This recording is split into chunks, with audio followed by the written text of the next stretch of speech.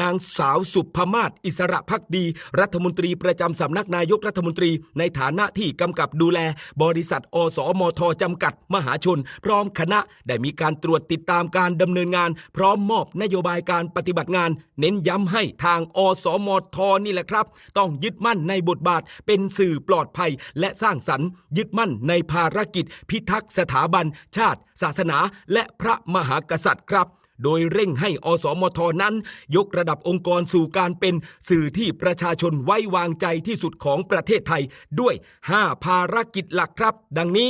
ภารกิจที่1คือสื่อสารความจริงอย่างมีความรับผิดชอบและทำให้ประชาชนเข้าใจได้จริงภารกิจประการที่2ปรับระบบการทำงานและนำนวัตกรรมใหม่มาใช้จริงปรับตัวสู่แพลตฟอร์มออนไลน์ผลิตคอนเทนต์ข้ามแพลตฟอร์มเข้าถึงคนทุกวัยทุกพื้นที่นำเทคโนโลยีมาเสริมงานข่าวภารกิจข้อที่3คือพัฒนาองค์กรให้มั่นคงโปร่งใสและมีผลประกอบการที่ดีภารกิจข้อที่4คือเปิดพื้นที่ให้ประชาชนมีส่วนร่วมและภารกิจสุดท้ายข้อที่5คือใช้สื่อสร้างความเข้าใจและพฤติกรรมที่ดีในสังคม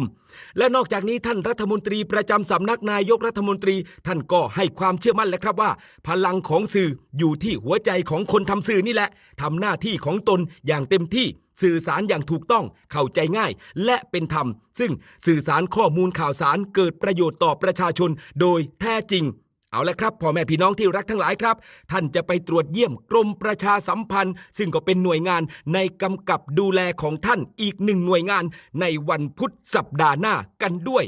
พี่น้องชาวกรมประชาสัมพันธ์เตรียมรอรับกันให้ดีครับพี่น้อง